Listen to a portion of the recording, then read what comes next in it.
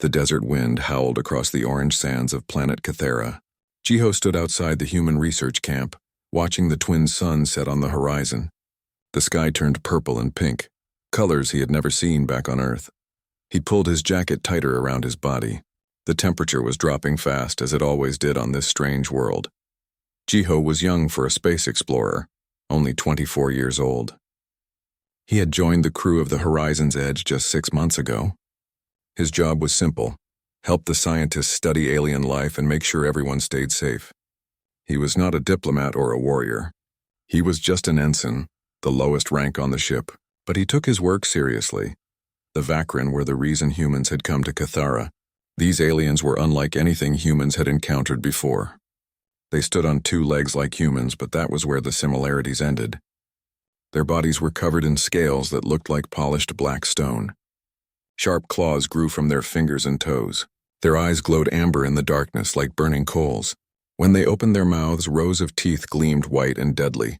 The Vakrin were predators. Everyone on the human team knew this. They hunted the giant sand creatures that lived in the desert. They moved with speed and grace that made human soldiers look clumsy. Even the smallest adult Vakrin could probably kill a human with ease. But the Vakrin were also intelligent. They had language, culture, and technology. They built cities from carved stone. They made art, they told stories to their young. This was why humans wanted to make contact. In all of human space exploration, finding another intelligent species was rare and precious. The first meeting between humans and Vakrin had happened 3 weeks ago. It had been tense. The Vakrin warriors had circled the human team, sniffing the air, studying these soft-skinned strangers. But no one had attacked. The Vakrin leader, a female named Thessa, had agreed to let humans stay near their settlement. She wanted to learn about the strange visitors from the stars. Jiho heard a sound behind him. He turned and saw 3 small figures approaching from the Vakrin camp. His heart jumped for a moment, but then he relaxed. These were not adult warriors. These were cubs. The 3 young Vakrin were children of Chieftain Thessa. They were curious about the humans and often wandered over to watch the camp. The smallest one was barely half Jiho's height. Its scales had not yet darkened to full black. They were still gray with hints of brown. The other 2 were slightly larger, but still clearly young. The cubs stopped a few meters away. They made soft, chittering sounds to each other. Jiho had learned that this was how young Vakrin talked when they were being playful. He smiled and gave them a small wave. The cubs chittered more excitedly. Then Jiho noticed something. The smallest cub was shaking. Its body trembled in the cold desert wind. The other 2 cubs pressed close together, their scales making clicking sounds as they touched. Jiho frowned. He had not thought about it before, but now it seemed obvious. The adult Vakrin never seemed bothered by the cold nights. Their thick scales and large bodies kept them warm. But these cubs were small. Their scales were thinner. They must feel the cold just like human children would. He looked back at the cubs. The smallest one made a small whimpering sound. It was definitely cold. Jiho felt something twist in his chest. He had a younger sister back on Earth. He knew what it was like to want to protect someone small and vulnerable. Jiho made a decision. He turned and walked quickly back to the main camp building. The cubs watched him go, their glowing eyes following his movement. Inside the building, other crew members were eating dinner or working at their computers. Jiho went to the supply room. The supply room held everything the team might need for their mission. Food, medicine, tools, and survival equipment filled the shelves.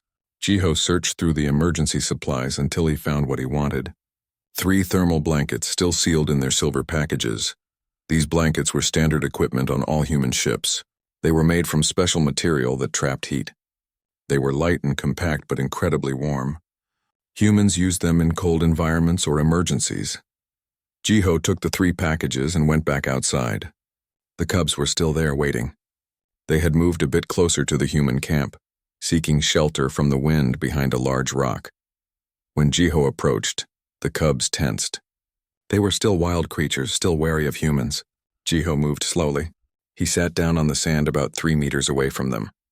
Then he opened the first package and pulled out the blanket. It unfolded to reveal soft silver material. The cubs watched with intense curiosity, their glowing eyes fixed on the strange object in Jiho's hands. Jiho held the blanket out toward them. He made soft, gentle sounds, the kind humans make when trying to calm an animal. The cubs looked at each other. The largest one took a cautious step forward. Then another. Slowly, carefully, it came close enough to sniff the blanket. The cub touched the blanket with one claw. Then it touched it again. Suddenly, the cub grabbed the blanket and pulled it close to its body. It wrapped the material around itself like a cape. For a moment, nothing happened. Then the cub made a sound Jiho had never heard before. It was a deep, rumbling purr. The sound came from deep in the cub's chest. It was a sound of pure contentment, of comfort and pleasure. The cub's eyes half closed. It sat down on the sand, still wrapped in the blanket, still purring. The other two cubs immediately rushed forward. They forgot their fear of Jiho in their eagerness. Jiho quickly opened the other two packages. Each cub grabbed a blanket and wrapped it around themselves. Within seconds, all three cubs were purring. The sound filled the air like the rumble of distant thunder. Jiho watched them with a smile. The cubs burrowed deeper into their blankets. They pressed close together, forming a small pile of silver fabric and gray-brown scales. The shaking had stopped. They looked warm and safe and happy. Footsteps crunched on the sand behind Jiho. He turned to see Yuna, one of the team's diplomats, standing there. She was watching the cubs with wide eyes. "What did you do?" she asked softly. "They were cold," Jiho said simply. "So I gave them blankets." Yuna stared at the purring cubs. "I've been studying Vakran behavior for weeks," she said. "I've never heard them make that sound. The adults never purr." "Never." "Maybe only the young ones do it," Jiho suggested. "Maybe." Yuna pulled out her camera and took several photos. "This is remarkable. They look so peaceful." The smallest cub opened one eye and looked at Jiho. Then it made a soft chirping sound like a bird. It sounded like gratitude. Jiho felt warmth spread through his chest, a feeling that had nothing to do with temperature. He did not know it then, but this simple act of kindness would change everything. Not just for these three cubs, but for the entire Vakran species, and for humanity's place among the stars. For now, though, Jiho just sat and watched three small predators sleep peacefully in their blankets, safe and warm under the alien stars. Morning came to Cathera with blazing heat. The twin suns rose quickly, turning the desert from freezing cold to burning hot in less than an hour. Jiho woke early, as he always did, and prepared for another day of work. He was drinking his morning coffee when he heard scratching sounds at the door of his tent. Curious, he opened it and looked down. Three pairs of glowing amber eyes stared back at him. The cubs had returned. Each one still clutched its silver blanket, dragging the material through the sand. The smallest cub chirped at him happily. The other two made chittering sounds that almost seemed like excited talking. "Good morning to you too," Jiho said with a laugh. He had not expected to see them again so soon. He thought maybe they would leave the blankets in their den or wherever young Vakran slept. But the cubs had other ideas. They pushed past Jiho's legs and walked right into his tent. The largest cub jumped onto Jiho's sleeping mat and curled up with its blanket. The middle cub investigated Jiho's backpack, sniffing everything with intense curiosity. The smallest cub simply sat at Jiho's feet and looked up at him with adoring eyes. "Oh no," Jiho said, but he was smiling. "You three can't stay here. Your mother will worry." The cubs did not listen. They seemed perfectly content in the human tent.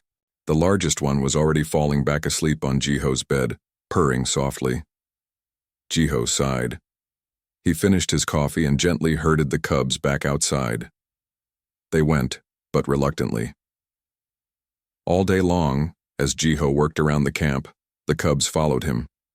When he carried equipment, they walked behind him in a line. When he stopped to rest, they sat nearby and watched him. When he ate lunch, they sat at his feet and begged for food with chirping sounds. The other humans found this hilarious. Yuna took dozens of photos and videos. "You've been adopted," she told Jiho. "Congratulations, you're a parent now." "They'll get bored of me soon," Jiho said. But he was wrong. Days passed, and the cubs did not get bored. Every evening they came to find Jiho at sunset. They would not sleep unless he gave them their blankets. If Jiho tried to give the blankets to another human, the cubs refused to take them. They wanted Jiho specifically. At night, Jiho started checking on the cubs before he went to bed himself. He would walk to the edge of the Vakran settlement, where the cubs slept with their mother. He would find them all curled together in a pile, wrapped in their silver blankets, purring in their sleep. Chieftain Thessa, the cubs' mother, watched all of this with confusion. She was a massive creature, nearly 3 meters tall, with scales so dark they looked like midnight. Her claws were long and sharp. Her teeth were designed for tearing flesh. She was a warrior, a leader, and a hunter. Yet her children had become obsessed with soft fabric and a gentle human. One evening, Thessa approached the human camp. Jiho was sitting outside, and the cubs were playing nearby. When Thessa's shadow fell over him, Jiho stood up quickly. His heart pounded. Even after weeks of peaceful contact, facing an adult Vakran was frightening. Thessa looked down at him. Her amber eyes studied his face. Then she looked at her cubs, who were wrestling over a blanket, chirping and playing without a care in the world. "They are different now," Thessa said. Her voice was deep and rough, like rocks grinding together. She spoke the trade language that humans and Vakran used to communicate. Softer, stranger. "I'm sorry if I've caused a problem," Jiho said carefully. "I only wanted to help them stay warm." Thessa tilted her head, a gesture that meant she was thinking. In Vakran culture, cold makes cubs strong. Pain teaches survival. We do not give comfort. We give challenge. Jiho swallowed nervously. On Earth, we believe different things. We think children need to feel safe before they can be strong. Comfort helps them grow. "Your way is not our way," Thessa said. But she did not sound angry. She sounded uncertain, like someone questioning something they had always believed. The smallest cub ran up to its mother and chirped happily. It showed off its blanket proudly as if displaying a great treasure. Thessa looked at her child for a long moment. Then she turned and walked back to the Vakran settlement without another word. Jiho let out a breath he had not known he was holding. Yuna walked over to him. "That was intense," she said. "I think I might have just started a cultural incident," Jiho replied. But Yuna was looking thoughtful. "Or maybe," she said slowly, "you've started something important. Look at how happy those cubs are. They're playing, Jiho. I've been watching adult Vakran for weeks and they never play.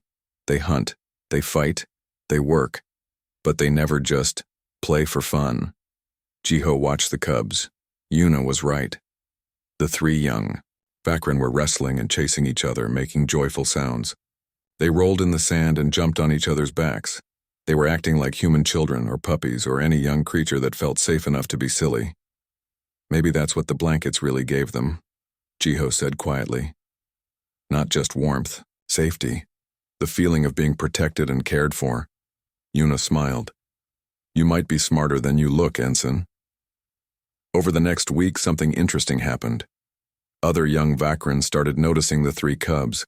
They saw how the cubs played and purred. They saw the soft silver blankets. Slowly, cautiously, other young Vakran approached the human camp. Jiho started carrying extra blankets with him. When brave young Vakran came close, he would offer them the soft material. Not all of them accepted. Some ran away, scared or suspicious, but some took the blankets and discovered the same comfort that the 3 original cubs had found. Soon, a dozen young Vakran had blankets. They formed a group, playing together near the human camp. Their parents watched from a distance with expressions that were hard to read. Some looked disapproving, others looked curious, a few looked almost wistful, as if remembering something from long ago. The human crew gave Jiho the nickname Cub Keeper. He pretended to be embarrassed, but secretly he loved it. Taking care of the young Vakran made him feel useful and needed. It reminded him of home, of his little sister, of the simple joy of making someone else happy. One night, Jiho was doing his rounds when he found something unexpected. An adult Vakran was standing near the supply tent. It was not Thessa. This was a different warrior, somewhat smaller with scars across its chest. The warrior looked at Jiho. Then it looked at the tent where the blankets were stored. For a long moment, neither of them moved. "The cubs sleep well now," the warrior said finally, in rough trade language. "No more crying in the cold night." "Yes," Jiho said carefully. "They seem happy." The warrior was quiet for another moment. "I have 2 cubs. Small. They cry also." The warrior looked almost embarrassed to admit this. "Your cloth. It helps?" Jiho felt his heart squeeze. "Yes," he said gently. "It helps very much. Would you like some for your cubs?" The warrior nodded once quickly, as if ashamed to be asking. Jiho went into the tent and came back with 2 blankets. He handed them to the warrior, who took them with surprising gentleness for such a fearsome creature. "Thank you, small human," the warrior said. Then it turned and disappeared into the night. Yuna had been watching from nearby. She walked over to Jiho with tears in her eyes. "Do you know what just happened?" she said, her voice shaking with emotion. That warrior just admitted weakness. In Vakran culture, that's almost unthinkable. But the love for their cub was stronger than pride. Jiho looked at the blankets in the warrior's retreating back. "Maybe that's what we have in common," he said. "Vakran, humans, maybe every intelligent species. We all love our children. We all want them to be safe and happy." "That's beautiful, Jiho," Yuna said. "And it might be the key to everything. Not weapons or technology or trade agreements, just the simple fact that we both care about our young." That night, Jiho checked on the 3 cubs as usual. They were sound asleep in their pile, wrapped in their blankets. But now there were 2 more small Vakran with them, also wrapped in silver material, also purring in their sleep. The sound of purring cubs filled the desert air. It was a sound that had probably not been heard on Cathara for generations, but now it was back, brought by a simple human gift and the gentle heart of one young ensign. Jiho walked back to his tent smiling. He did not know what the future would bring. He did not know if the Vakran would accept this change or fight against it. But for now, somewhere in the desert night, young predators slept warm and safe and happy, and that was enough. The trouble started on the 15th day after Jiho first gave blankets to the cubs. It began with shouting from the Vakran settlement, loud and angry voices that carried across the desert to the human camp. Jiho was helping Taman, one of the engineers, repair a solar panel when they heard the noise. They looked at each other with worried expressions. Yuna came running from her tent. "Something's wrong," she said. "That sounds like an argument." The 3 humans walked carefully toward the Vakran settlement. They stayed at a respectful distance, not wanting to intrude. But they could see what was happening. A group of adult Vakran had gathered in the center of the settlement. They stood in a circle, and their body language showed anger and tension. In the middle of the circle was Chieftain Thessa. Facing her was an older Vakran, even larger than she was. His scales were covered in scars from many battles. His eyes burned like fire. Jiho had seen this Vakran before but had never spoken to him.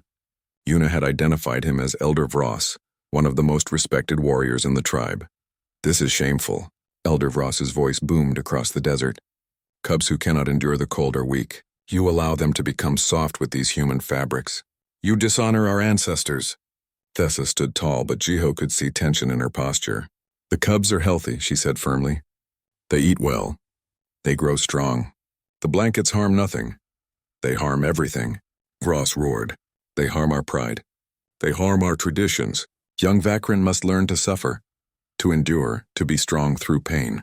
This is the way it has always been. This is the way it must continue to be." Other Vakran warriors murmured agreement. Some nodded their heads. But Jiho noticed that some stayed silent, looking uncertain. "The cold nights serve a purpose," Vross continued. "Weak cubs die. Strong cubs survive. This is natural selection. This is how we became the greatest predators on Cathara. And now you let soft aliens change our ways with their weak comforts." Thessa's claws flexed, a sign of anger. "My cubs are not weak. They hunt, they learn. They will be strong warriors." "They will be soft prey," Vross said with contempt. "Already other cubs want these blankets too. Already our young ones cry for human comfort. What comes next? Will we live in human houses? Will we eat human food? Will we forget how to be Vakrin? The argument continued, getting louder and more heated. Finally, Vros made a declaration that sent cold fear through Jiho's heart. I invoke the old law, Vros announced. Cubs who cannot survive without comfort items are deemed unfit. They must be abandoned to the desert for 3 nights. Those who survive will be welcomed back. Those who do not... He did not finish the sentence. He did not need to. Thessa's roar shook the air. You would kill cubs to prove a point? You would murder children for tradition? I would preserve our species, Vros said coldly. Remove the blankets tonight, or I will take them myself, and the cubs will learn the old ways, the true ways, the strong ways. The gathering broke up with tension crackling in the air. Thessa stalked away, her tail lashing behind her. The other Vakrin dispersed to their various tasks, but conversations continued in small groups. The tribe was dividing into 2 sides. Jiho, Yuna, and Taemin hurried back to the human camp. Once they were safely inside, Yuna started pacing nervously. This is bad, she said. This is really bad. We've accidentally started a cultural war. What do we do? Taemin asked. We can't just let them hurt the cubs. We can't interfere in their culture either, Yuna said. That's the first rule of first contact. We observe. We don't change. But we already changed things, Jiho said quietly. The moment I gave them the blankets, I changed things. And now cubs might die because of it. That night was terrible. Elder Vros went to every family that had accepted blankets from the humans. He took the blankets away, ignoring the cries of the cubs. Parents who protested were threatened with exile. Parents who resisted were challenged to combat. By the end of the evening, every single blanket had been confiscated. Vros made a pile of them in the center of the settlement. He stood guard over them, daring anyone to try to take them back. The cubs cried. The sound was heartbreaking. It was not just sadness. It was betrayal and confusion. They did not understand why their comfort had been stolen. They did not understand why the soft warmth they loved was suddenly forbidden. Jiho could hear the crying from his tent. He lay in his bed, staring at the ceiling, feeling guilt crush down on his chest. He had tried to help. He had only wanted to make the cubs more comfortable. But instead, he had created a conflict that might tear the Vakrin tribe apart. The 3 original cubs, Thessa's children, were the loudest. They cried and chirped, calling for Jiho. They came to the edge of the human camp, but Vros followed them. The old warrior stood between the cubs and the human camp like a living wall. Go back, Vros commanded the cubs. Learn to be strong. Learn to endure. Or learn to die. The cubs whimpered but obeyed. They returned to their den, crying softly. Through the night, their sad sounds continued. Other cubs joined in. The desert filled with the sound of young predators suffering. The adult Vakrin forced themselves to ignore it. This was tradition. This was the old way. Cubs cried for a few nights, and then they learned to be strong. Those who could not learn did not deserve to survive. But tradition was harder to maintain than anyone had expected, because these cubs had known comfort. They had known warmth and safety. Taking it away was not teaching them strength. It was teaching them that love could be stolen, that safety was a lie, that the world was cruel. On the second night, the crying got worse instead of better. The cubs were not adapting. They were becoming more distressed. Some stopped eating. Others became aggressive, snapping at their parents and siblings. Thessa came to the human camp on the 3rd morning. She looked exhausted. Her eyes were dull with worry. My smallest cub will not eat, she told Jiho and Yuna. It only cries for its blanket. For you. She looked at Jiho with something that might have been anger or might have been desperation. What have you done to my children? Jiho felt tears burn in his eyes. I'm so sorry. I didn't mean to cause harm. I only wanted to help. Human help is poison, Thessa said bitterly. It makes us weak. It makes us need things we should not need. But her voice cracked. But my cub is dying. It will not eat. It will not sleep. It just cries. Yuna stepped forward. Chieftain Thessa, may I speak plainly? Thessa nodded, too tired to be formal. You say the blankets make cubs weak, Yuna said. But I have studied your people. I have watched your cubs. Before the blankets, they did not play. They did not purr. They were always tense, always scared, always suffering. Is that really strength? Or is that just pain? Pain makes us strong, Thessa said, but she sounded uncertain. Does it? Yuna challenged gently. Or does pain just make you hurt? On Earth, we have learned that children need safety before they can be brave. They need comfort before they can explore. They need love before they can be strong. Baby Vakran cubs are the same. Our ways are not human ways, Thessa said. No, Yuna agreed. But love is universal, and I see love in your eyes when you look at your cubs. That love is telling you something. Maybe you should listen to it instead of to tradition. Thessa was quiet for a long moment. Then she turned and walked away without another word. That night was the worst yet. The crying reached a peak of desperation. Even the adult Vakran looked disturbed. Some of the younger warriors started questioning Elder Vras openly. Was this really necessary? Was tradition worth this suffering? Vras stood firm. This is the test, he declared. The weak will break. The strong will endure. By tomorrow, the crying will stop. They will learn, but Vras was wrong. The crying did not stop. It got worse. And on the fourth morning, something happened that changed everything. The human camp sensors detected movement in the desert. Something was approaching fast. Alarm sounded. The crew scrambled to defensive positions. Then they saw what was coming. A sandworm, one of the massive predators that lived in the deep desert. It was huge, at least 30 meters long, with teeth like swords and armor-plated skin. Sandworms usually avoided the settlements, but this one was coming straight toward them. The Vakran warriors grabbed their weapons and formed a defensive line. Thessa roared orders. Even Vras looked concerned. Sandworms were dangerous even for adult Vakran. The creature burst from the sand right at the edge of the settlement. It roared, and the sound was like thunder. Its massive jaws opened wide. And then something small and gray rushed forward from the Vakran settlement. It was the smallest cub, Thessa's youngest child. The one who had not eaten in days. The one who had cried itself hoarse. The cub ran straight at the sandworm. It was tiny compared to the monster, barely the size of the worm's tooth. But it did not hesitate. The smallest cub roared. It was a tiny sound compared to the sandworm's thunder, but it was fierce and brave. The cub launched itself at the massive creature, claws extended, teeth bared. Jiho's heart stopped. He watched in horror as the small predator attacked something 50 times its size. The cub was going to die. There was no way it could survive. But then something remarkable happened. The cub moved with speed and precision that shocked everyone watching. It dodged the sandworm's snapping jaws and climbed up the creature's armored side. Its small claws found gaps between the plates of armor. It bit down hard on a vulnerable spot near the worm's neck. The sandworm roared in pain and fury.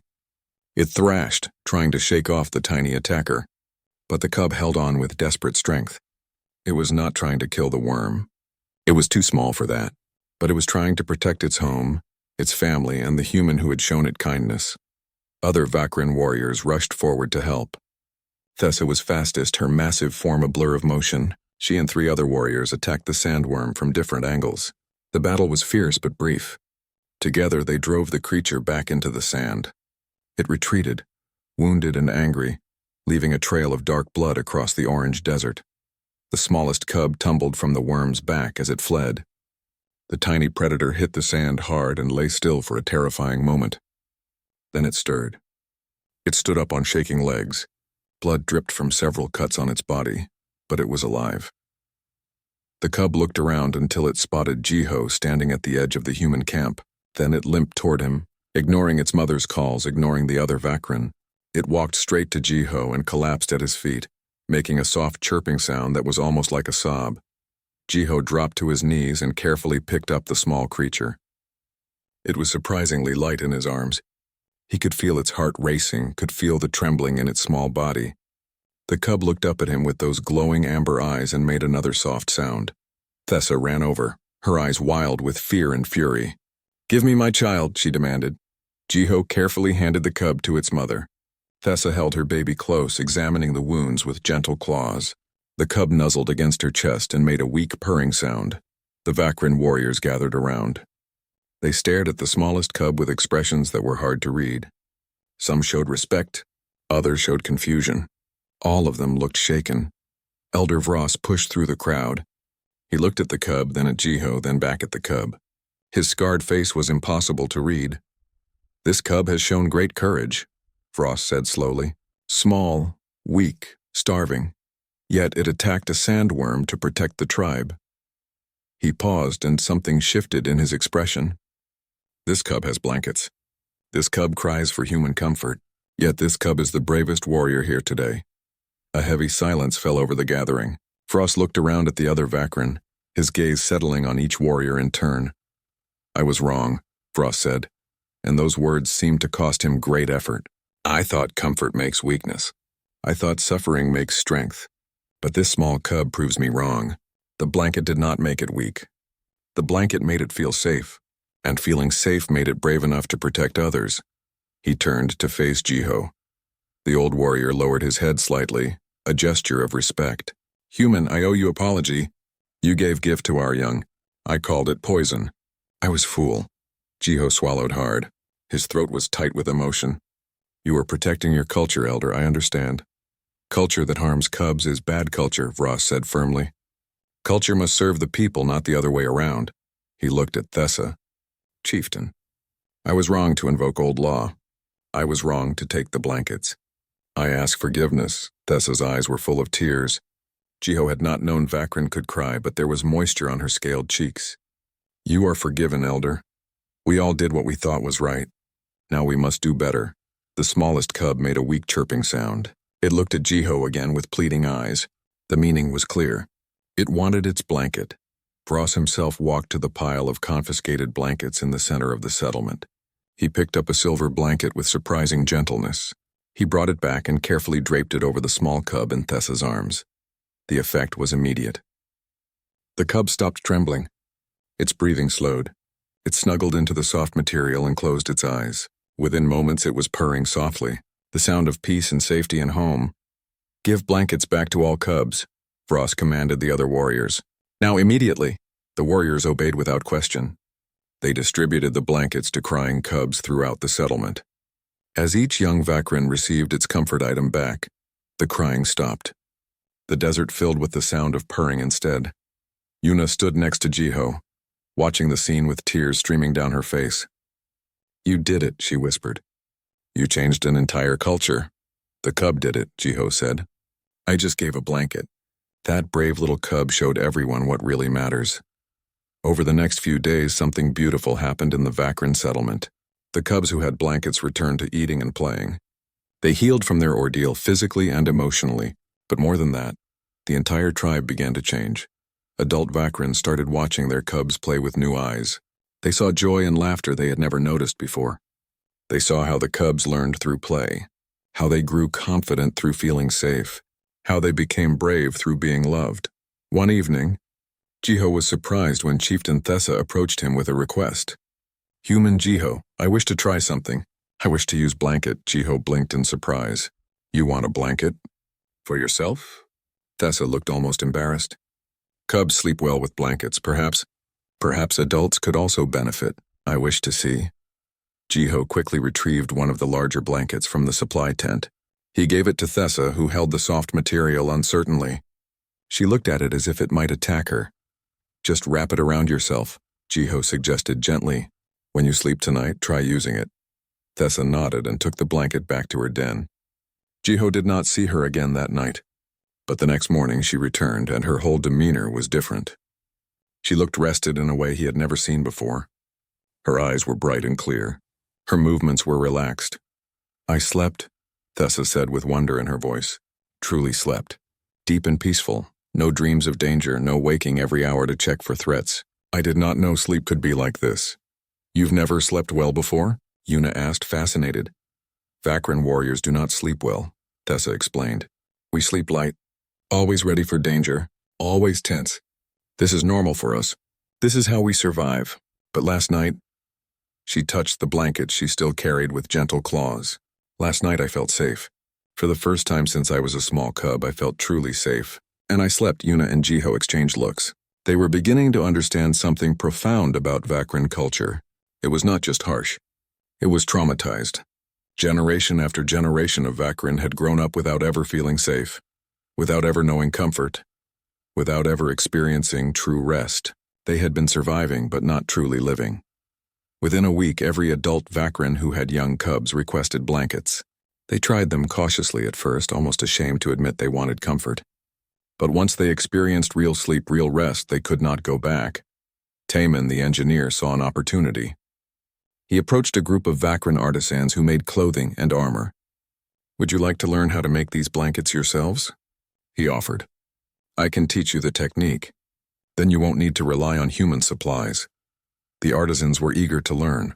Taman showed them how to weave the special thermal fabric. It required different materials than what Vakran usually used, but the desert had resources that could work. Within days, the Vakran were producing their own version of blankets. They added their own cultural touches, weaving patterns that told stories, using colors that had meaning in Vakran tradition. The blanket making became a new art form. Young Vakran learned the craft from the artisans. Parents made special blankets for their cubs, putting love and care into every thread. It became a way to show affection, something that had been missing from Vakran culture before. The changes went deeper than just blankets. Vakran parents started spending more time with their cubs.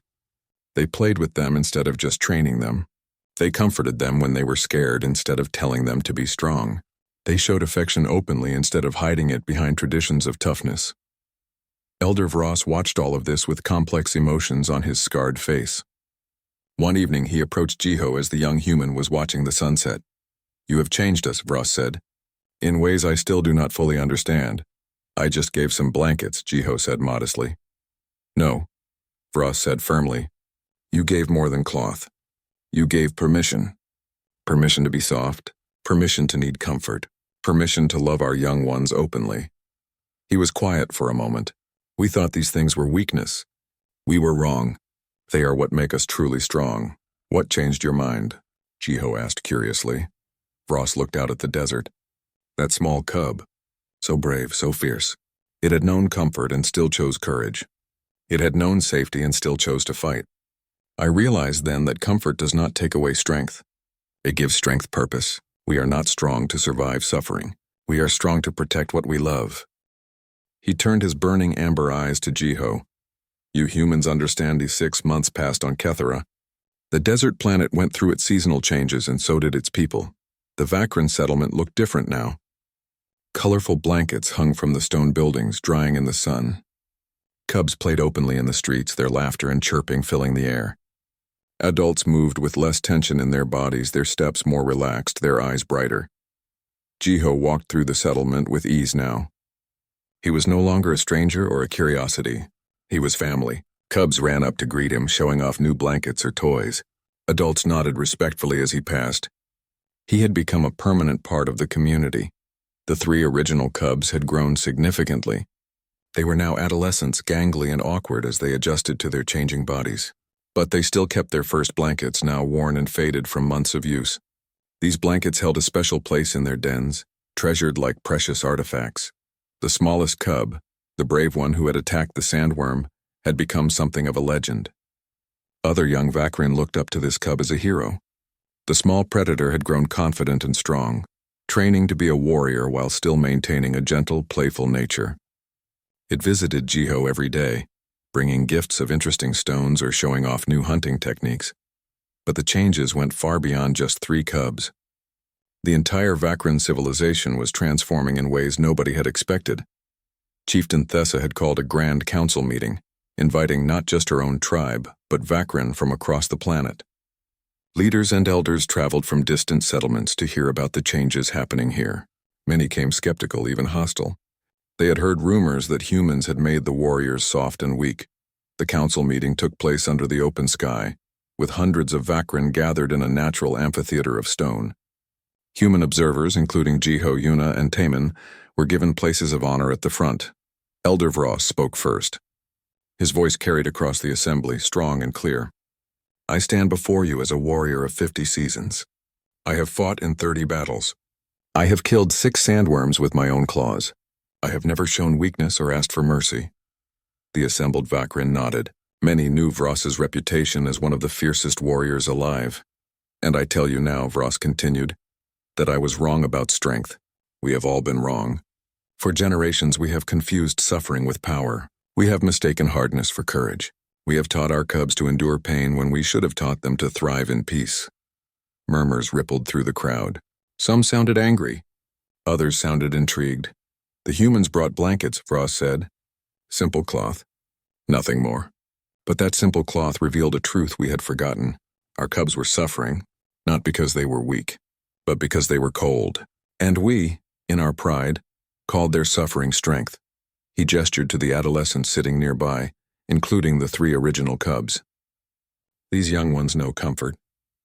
They have soft blankets. They play games. They laugh. And yet, when a sandworm attacked our settlement, the smallest among them charged forward without hesitation. Tell me, warriors of Cathara, which is stronger? A cub who endures suffering because it has no choice? Or a cub who knows safety but still chooses bravery? The question hung in the air. Jiho saw many Vakrin looking at each other, uncertainty in their eyes. The traditional answer seemed suddenly insufficient. Chieftain Thessa stood next. Since we allowed comfort in our settlement, crime has decreased. Cubs learn faster. Adults work better. We have created more art, developed new technologies, and expanded our territory, all because we stopped wasting energy on needless suffering and started using that energy for growth. A Vakrin elder from a distant tribe stood up. His scales were nearly white with age. This goes against everything we have been taught. The old ways kept us alive for thousands of years. Why should we change now? Thessa met his gaze steadily. Because surviving is not the same as living. Yes, we survived, but we did not thrive. We did not create. We did not love openly. We were so busy being hard that we forgot how to be happy. Yuna stood up then, with Jiho's and Taemin's support. As a human, she had no authority here, but Thessa had invited her to speak. Honored Vakrin, she said in carefully practiced trade language, I have studied many species across the galaxy. I have learned one truth that applies to all intelligent beings.